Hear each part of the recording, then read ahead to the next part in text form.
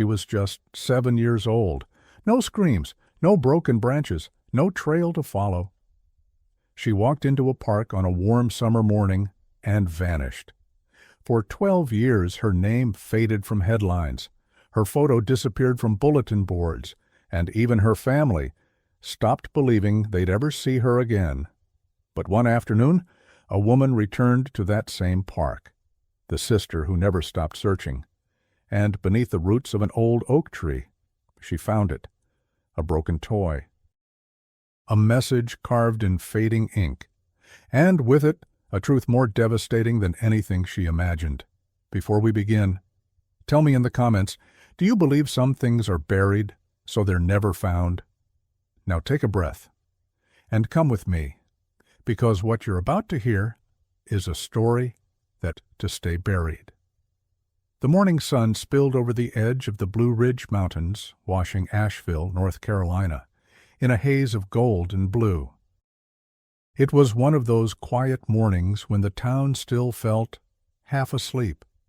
The streets were damp from a night of soft summer rain, and a slight mist clung to the earth like the breath of something old that had never quite left. The park, once a place of laughter, skinned knees, and picnic blankets, now lay mostly forgotten. Time had stolen its color, and the laughter that once echoed there had long turned to silence. The playground sat crooked. Rust curled around the bolts of the old swing set, and the merry-go-round had stopped spinning sometime around 2013. The wooden bench by the oak tree leaned to one side, rotting at the base. But it wasn't the park that was haunted. It was the people who remembered what had happened here, what had vanished here. A small pair of shoes had once stood near the slide. Pink canvas, Velcro straps, one foot slightly turned inward, like she was mid-step. Abigail Monroe had only been 7 years old. July 14th, 2013, the day she vanished. No screams, no witnesses, just gone. 12 years passed, seasons bled into one another, flyers faded, candlelight vigils flickered out, and the town, trying to survive its own grief, learned to look away. But Rachel Monroe never did. She stood now on the edge of the park, frozen beneath a sky that felt too blue for what she carried. The memories were louder here, a buzzing in her ears, a weight in her chest. She hadn't stepped foot in this place in over a decade, not since that day. Not since her sister disappeared right in front of her, and no one, not even Rachel, could explain how. Her boots sank slightly into the wet ground. The grass, tall and wild, whispered with every step. In her hand she held a folded piece of paper, a map of the park that had been inside one of the old library archives, slipped between a city development plan and a forgotten maintenance record. Someone had circled a spot in red ink, the old oak tree. Rachel didn't know why she came. Maybe it was guilt. Maybe it was the whisper of something she wasn't ready to admit. All she knew was she couldn't ignore it anymore. The oak tree stood at the far edge of the park, past the rusted swings and the chipped seesaw. It was the kind of tree that had watched generations of children grow up, and it bore the weight of secrets in its gnarled branches. As she got closer, she noticed something odd. The earth near its roots had been disturbed, loosened, slightly raised, like someone had dug there not too long ago. She crouched down, brushed her fingers over the damp soil. That's when she saw a shard of plastic, red, weather-worn, dirt-crusted. She pulled gently, and a small object emerged. A tiny horse figurine, snapped at the neck, its plastic eyes still wide open, Abigail's favorite.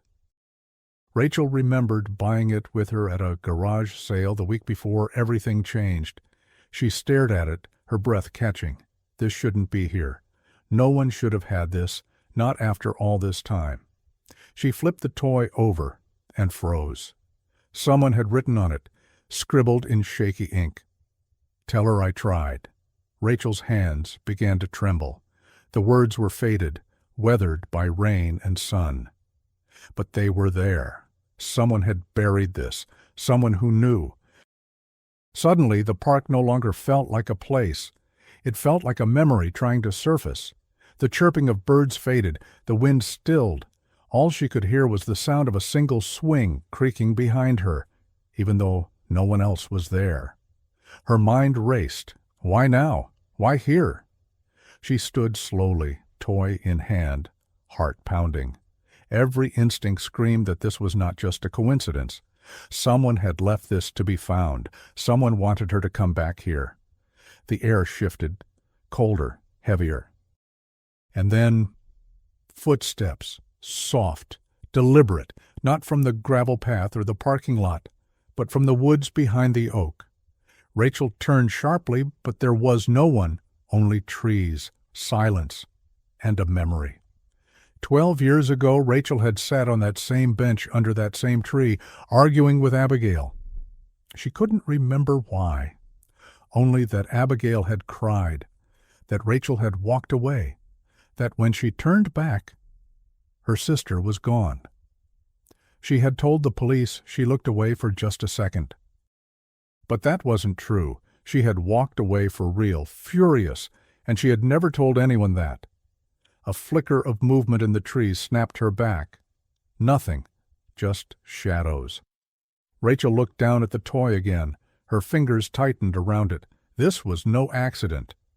She took out her phone, snapped a photo, and sent it to her father with a single message. "We need to talk." And as she walked away from the tree, she didn't notice the camera, old analog hidden behind the bark, still watching. A red light blinked, once, then off. Rachel Monroe had mastered the art of disappearing in plain sight. At 34, she moved like someone who didn't want to be remembered. Shoulders drawn in, head slightly down, voice soft and measured. Her dark hair was always pulled back into a tight bun, and her clothing blended into the world. Gray cardigans, brown boots, jeans that never called attention to themselves. She lived a life of order and silence, working as an archivist at the Buncombe County Library. Her job was to preserve the stories of others while keeping her own buried deep. The library basement was where she spent most of her days, surrounded by microfilm readers, brittle newspapers, and the soft hum of old computers. Here, the past was safe, contained, neatly filed away in folders and boxes where it couldn't reach her. She liked it that way. People in town remembered Rachel as the sister, the one who stayed, the one who didn't talk. And while time had dulled the whispers, it had not erased them. She never corrected the stories, never clarified what she saw. It was easier that way. But inside, the guilt was a tide that never receded. Rachel had loved Abigail, fiercely, protectively. She had practically raised her in the shadow of their mother's coldness and their father's slow descent into alcohol. Abigail was sunshine, messy, loud, full of stories and questions. She used to follow Rachel everywhere, clutching her hand even when told not to. And Rachel had loved that, until the day she didn't. The fight had been stupid, petty. Rachel couldn't even remember what it was about. A toy, a promise, broken, a harsh word said too quickly. But she had yelled. She had told Abigail to grow up, and then, for the first time, she had walked away. And Abigail had vanished. Rachel never forgave herself. She lived with it, every single day. Their house back then had been a weathered two-story on the edge of town. Rachel could still hear the way the screen door slammed when Abigail ran outside, could still picture her mother, June, standing in the kitchen with her back turned, smoking quietly near the sink. June hadn't cried when the police came. She hadn't cried when they found nothing. She had only stared out the window and whispered, "I told you she was too soft for this world." Tom, their father, had shattered, literally. He had punched holes in the drywall, screamed into his hands, drunk himself into silence for 5 straight years until the liver caught up. Now sober, he ran a small repair shop in Will, fixing broken things with the kind of tenderness he'd never shown while they were whole.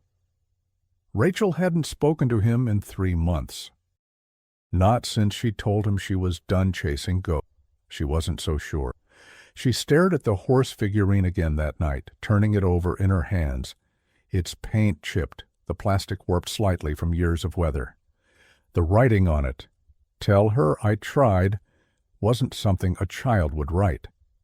The letters were uneven, as if the hand that wrote them had been trembling. Was it a confession? A cry for help? A message? Rachel didn't sleep that night. Instead, she pulled out the old box from under her bed. Inside were the few things she had kept: Abigail's school drawing of the two of them holding hands, the yellow hairbrush with her sister's name written in Sharpie on the handle, and a photograph from that last summer. The two of them sitting on a picnic blanket, Abigail grinning wide, Rachel pretending to be annoyed but secretly happy. She held the photo close to her chest. Then, without thinking, she called a number she hadn't dialed in years. David Kessler. It rang 3 times before a woman answered. "Hello." Rachel froze. "Sorry, wrong number." She hung up. David had been her best friend, her first kiss, the boy who promised he'd never stop looking, but life, as it often does, had other plans.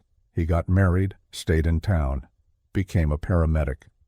They hadn't spoken in 10 years, not since Rachel pulled away from everything and everyone. She needed to see him, not because she wanted to, because he had been there that day, and he saw something he never told anyone.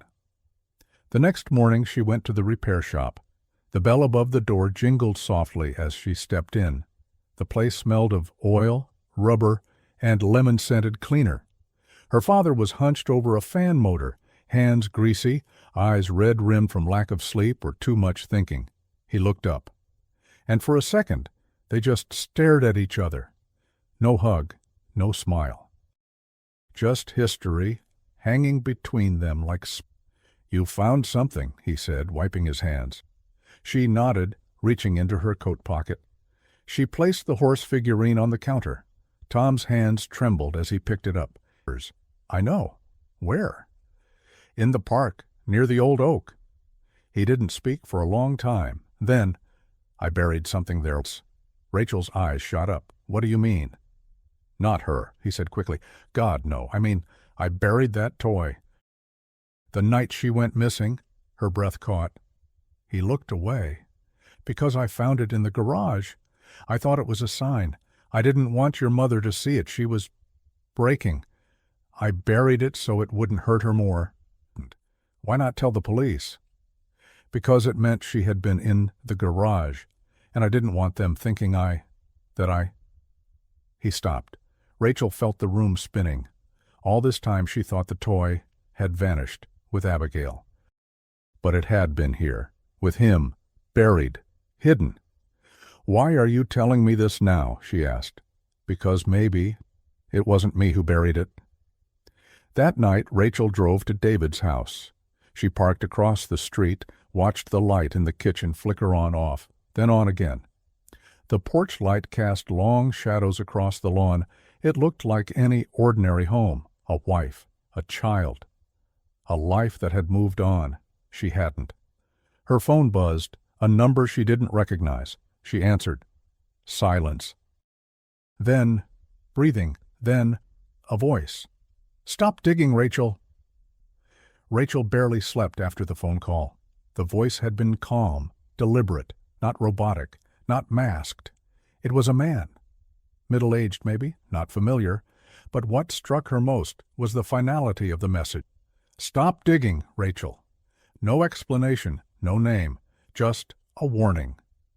She checked the call log again, blocked. No trace. By morning, something inside her had shifted, a cold certainty. Someone didn't want her near the truth, and that meant she was closer than she realized. At 6:43 a.m., Rachel parked her car in front of the Asheville Police Department. Detective Carl Brenner had long since retired, but she knew from town gossip that he still spent his mornings in the diner next door, always the same booth, black coffee, 2 eggs, alone. She found him exactly where she expected, sitting beneath the faded Route 25 sign, his back straight, eyes scanning the paper but not reading it. He looked older, thinner. His once black beard was a mess of white and gray. Rachel walked up quietly. "I need your help." He didn't look up. "Should have come sooner." "I didn't have anything before." "Still don't," he muttered, folding the newspaper. She placed the photo of the toy horse in front of him, the message on it barely visible. "Tell her I tried," he read aloud. Then he looked up at her. His eyes, once sharp and impatient, softened, just slightly. "Where'd you find it?" She told him everything, the park, the roots of the tree, her father's confession, the phone call. When she finished, he leaned back in his seat and exhaled deeply. "You know what bothers me?" he said. "That you, coming back, got somebody scared."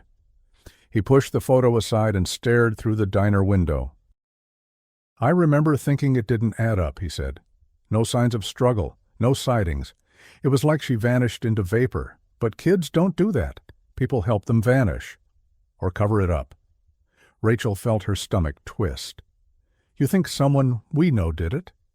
"I think secrets rot in families," he said, "and this town's good at burying what it doesn't want to see." He paused. "Tell me something, Rachel. That day, did you see anyone near the park? Anyone watching?"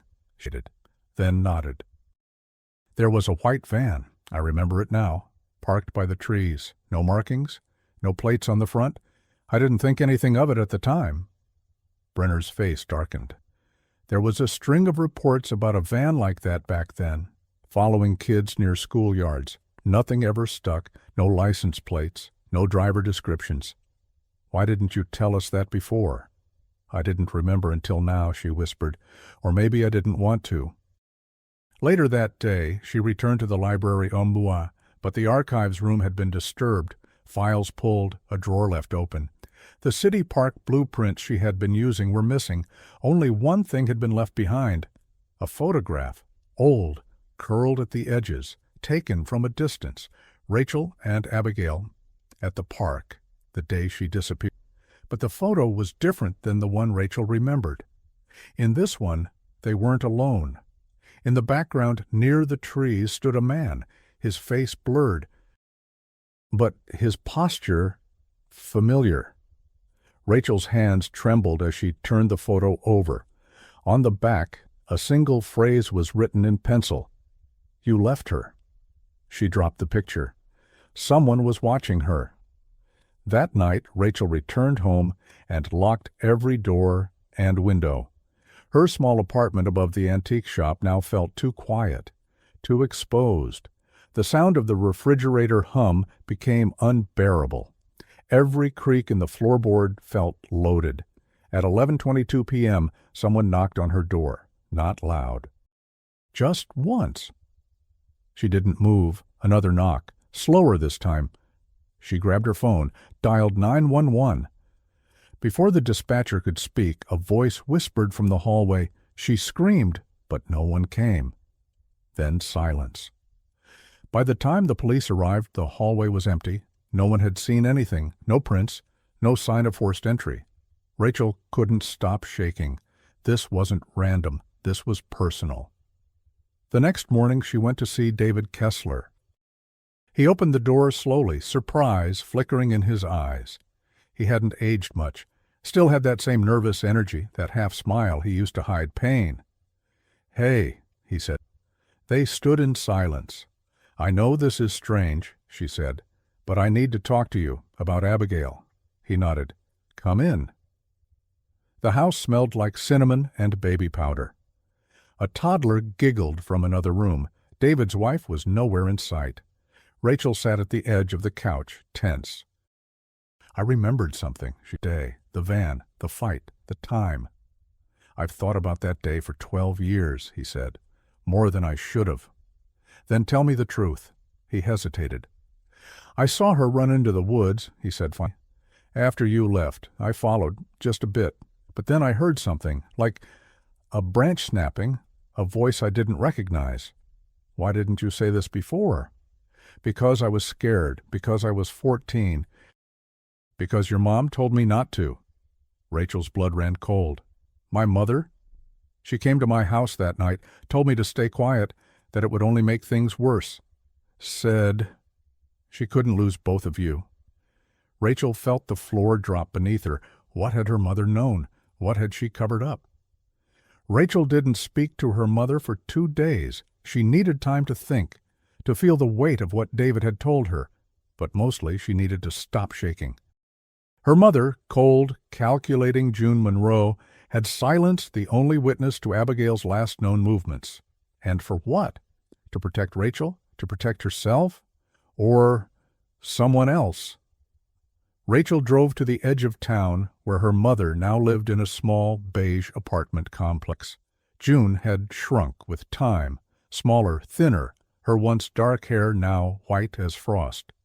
But her eyes hadn't changed, still sharp, still guarded. Rachel stood in the living room with the photograph in her hand, the one with the shadowy figure in the trees. "Do you recognize this?" she asked. June barely looked. "No." "You told David not to speak. Why?" Her mother turned to her slowly. "Because he was a child, and children say things they don't understand. He would have made it worse." "Worse for who?" June didn't answer. Rachel stepped forward. "Were you protecting Dad?" "No," June said. "Your father couldn't hurt a moth. He hated confrontation. That was his flaw. He looked the other way too often." "Then who were you protecting?" There was silence. Then June whispered, "Abigail was terrified the week before she vanished. She never said why.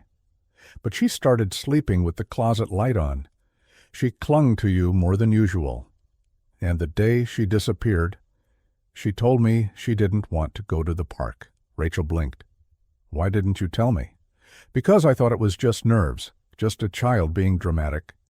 She reached for a cigarette, lit it with shaking hands. "And because I was afraid it had something to do with my brother." "Uncle Graham?" "He used to visit more back then, helped fix the shed, said he liked seeing you girls." Rachel felt her stomach churn. "I didn't want to believe it. But after she disappeared, he never came back." Rachel spent that night combing through old police files, newspaper archives, and property records. What she found disturbed her. Graham L. Ashford, June's brother, had a criminal record from before Abigail was born. Arrested in Tennessee for trespassing on school grounds. Charges dropped. Then another case in South Carolina. Loitering near a playground, again dropped. No convictions. Why hadn't the police flagged him back then? She called Detective Brenner the next morning. "Did you ever look into June's brother?" she asked. "Graham Ashford? No, he was never mentioned." "Well, he should have been." "Nador, she explained everything." Brenner grunted. "I'll pull some files. He still owns property near Candler, some kind of cabin, vacant for years." Rachel's heart pounded. "I want to go there." "Not alone." "I won't be." Rachel called David. The two of them drove to the cabin late that afternoon, an hour before sunset. The place was nestled deep in the trees, past a dirt road that barely qualified as a path. It looked abandoned, moss-covered siding, cracked windows. The front door hung slightly ajar. David parked the car. "We shouldn't go in," Rachel nodded, but stepped forward anyway. The floorboards creaked as they entered. Dust floated like snowflakes in the amber light. The air smelled of mildew and rust. There was almost nothing inside. A broken chair, a rusted stove, a mattress on the floor. But then Rachel noticed the trapdoor in the corner. Heavy, metal, padlocked. David shined his flashlight on it. "No way that's a root cellar," he said. Rachel found an old crowbar by the wall. The lock broke after several tries. When she lifted the door, a wave of cold, damp air hit her face. They descended carefully. The stairs were wood, slick, and worn. What they found made her knees buckle. In the center of the cellar was a child's sleeping bag. Pink. Faded.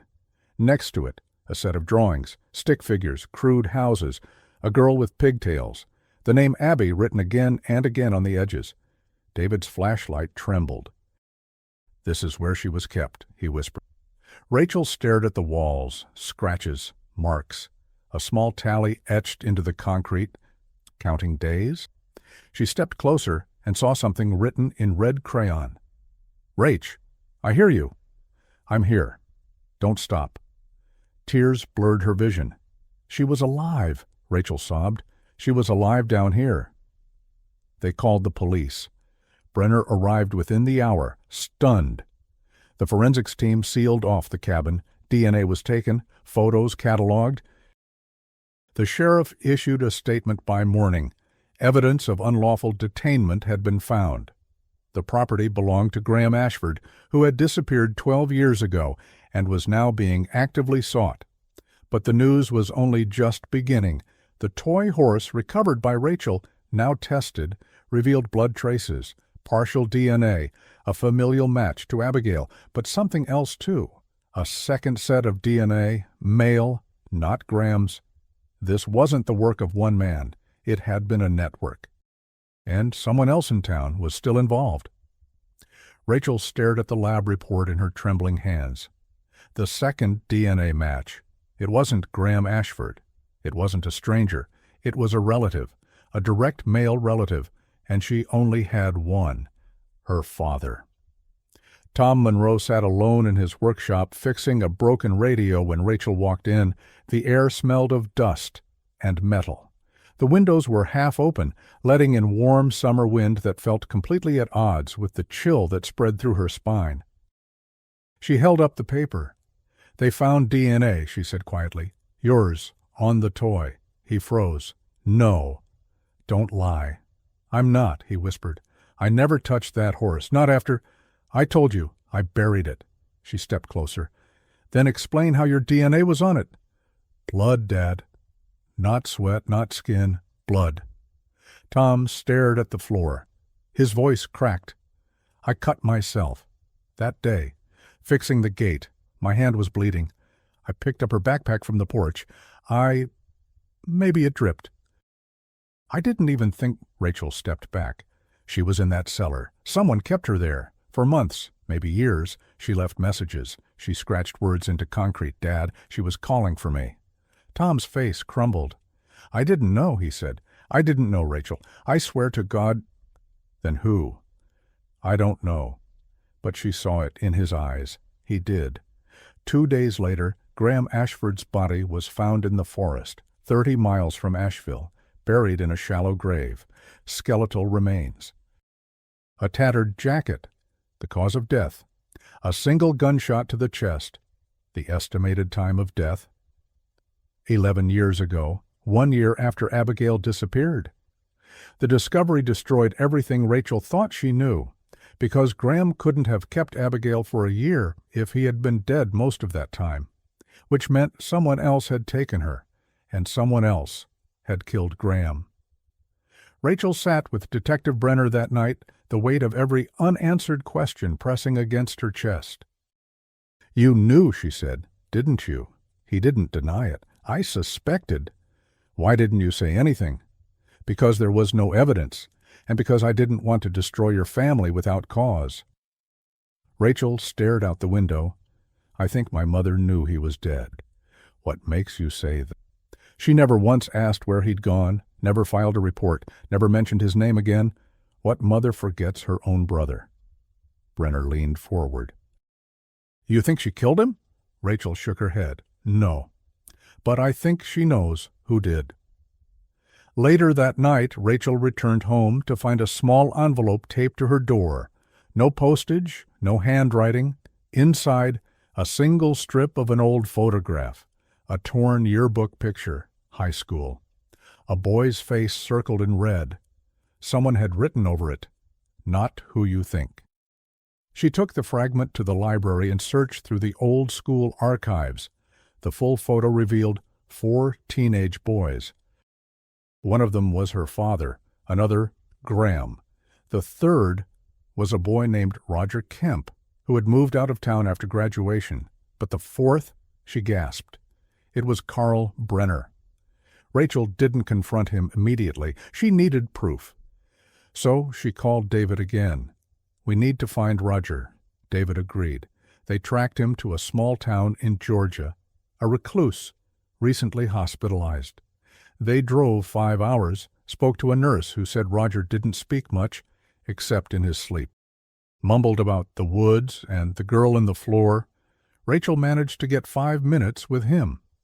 She showed him the yearbook photo. Roger's hands trembled. He pointed to Brenner. He said she'd forget. He said they always forget. Back in Asheville, Rachel returned to the park, the oak tree, the place where the toy had been buried, where the first message had been left. She walked the perimeter slowly, carefully. She remembered something from the blueprint she found in the archive. The park had once been connected to a maintenance shed, built in the 1970s, later closed. She found it, rusting, locked. She broke in. Inside, beneath a tarp, was a crate. Inside the crate, old VHS tapes, unlabeled, dusty. She took them to the library, found an old player in storage, and hit play. The screen flickered, static. Then a girl, Abigail, sitting in a small room, cold concrete walls. A blanket wrapped around her shoulders. She was thin, pale, her hair unwashed. A man entered frame, only a silhouette. But his voice... Tell me about the park again. Rachel's hand shot to her mouth. It was Brenner, the voice, the cadence, the way he said, again. She knew it like her own breath. She watched in horror as the footage played. Brenner questioning her, gently, calmly, like a man playing father or captor. Then, a shadow moved behind the camera, a second man. "Should we move her?" the voice asked. Rachel paused the tape. It wasn't Graham. She knew that voice, too. David. Rachel sat alone in her apartment, the VHS tape still warm from the player. She had watched it 4 times. Every detail burned into her brain. The nervous movement of Abigail's hands, the soft murmurs from Brenner, and David's unmistakable voice behind the camera. Not fear, not remorse, routine. She had trusted him, her childhood friend, the only person she had allowed near her grief. And now his silence echoed, like a betrayal deeper than anything she could have imagined. She called the police. Brenner was arrested the next morning, but David ran. They found him 2 days later in his family's cabin in Pisgah Forest. A standoff. Short. He didn't resist. Just sat there, silent, holding a photograph of Rachel and Abigail as kids. No statement, no apology. The town exploded with shock. A beloved paramedic, a father. A man who had carried children in his arms and comforted grieving families, now accused of keeping one girl locked away and helping destroy a family. Rachel couldn't bring herself to attend the hearing. She sat in her car outside the courthouse, watching the press scramble, listening to the questions shouted over flash. Was Abigail still alive? The answer came unexpectedly. A call, not effective, from a woman. Rachel, precious, familiar. This is going to sound impossible, she said, but I think I know your sister. Abigail had been found in Kentucky, living under a different name, taken in by a family who found her wandering a highway 11 years ago, mute, injured, malnourished, with no memory of who she was. They had assumed she was abandoned, a runaway. She had been placed into foster care, later adopted. Over time, fragments of her memory had returned. Flash images, a tree, a horse, a girl named Rachel. When she saw Rachel's face on the news, she remembered. They met 2 days later. The reunion was quiet, not like the movies. No running hugs, no crying on the floor, just 2 women, broken by time, staring at each other like ghosts. And then, holding each other. Rachel held her for a long time. She finally whispered. Abigail shook her head. No, she said. You came. Later that evening, they sat on the porch of a rented cabin, the crickets humming, the air warm and still. I don't remember much, Abigail said, only that I was taken. Not by strangers, but by someone I thought was safe. Brenner, she nodded. He was gentle at first, brought me things, told me my family gave me up, said I was too loud, too broken. Rachel fought the tears. I believed him for a long time. Then, one day he stopped coming, another man took over. He wasn't kind. I tried to escape once. That's when I ran. That's how I ended up on that road. We're so close, Rachel whispered. We searched everywhere. No one looked in the right places, Abigail said, because they didn't want to find me. The trial began 6 months later. Brenner confessed. Not everything. He had been involved with a network, men in power who shared a darkness no one wanted to believe existed. Graham Ashford had tried to expose them. David had been a tool, weak, manipulated. The town unraveled. Officials resigned. Investigations reopened. More names were whispered. Rachel didn't want revenge. She wanted it to end. And it did, mostly. 1 year later, Rachel and Abigail returned to the park. The oak tree still stood, but the city had cleaned it up, planted flowers, installed a memorial bench in Abigail's name, even though she was alive. They sat there together, the sun filtering through the leaves.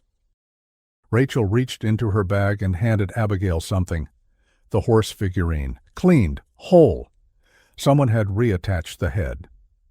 I kept it, Rachel said. Thought you might want it. Abigail took it carefully, staring at it with glassy eyes. Then, for the first time in 12 years, she smiled. I remember this. Autumn came early that year. The trees around Asheville burst into amber and crimson, and the air carried that unmistakable scent of wood smoke, wet leaves, and memory. The town, still healing, had grown quieter. The park had become something of a pilgrimage site. Not for tourists, but for locals who carried their own ghosts, a place where people sat in silence, laid flowers, left notes for children who never came home. Rachel visited often now, sometimes with Abigail, sometimes alone. She would sit under the oak tree and watch the wind move through the grass, just like it had that morning 12 years ago. Only now the silence wasn't cruel, it was sacred.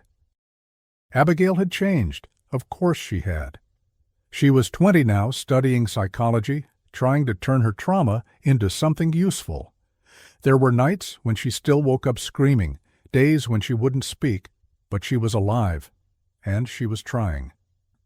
Rachel still worked at the library, still archived the lives of others, but now she had started writing her own story, not for publication, just for herself, to remember, to forgive, to let go. She once asked Abigail, weeks after the trial ended, "Do you remember the day I left you?" Abigail shook her head. "I remember the swing. I remember you were mad, but I also remember you came back. Even if it took years, you came." On the first anniversary of their reunion, Rachel returned to the park alone. It was sunset. The bench was warm beneath her, the air golden with light. She reached into her coat pocket and pulled out a folded piece of paper. On it, a child's drawing, stick figures. 2 girls, one taller, one with a crooked smile, a house in the background, a tree, a sun with a face. It was the last thing Abigail had drawn before she disappeared. It had been buried in a box for years, and now Rachel had it framed in her living room. She smiled, because despite everything, they had found each other. The silence, the darkness that had wrapped itself around their childhood like a second skin, had broken through. The girl who vanished beneath the roots of a broken world had returned, not whole, but real. And Rachel had learned something, a truth so simple it felt like a revelation. Sometimes the smallest things, a toy, a photograph, a torn memory, hold the power to bring someone back, not just physically, but emotionally, because no one truly disappears if someone keeps remembering. And some stories, they don't end, they simply wait to be told.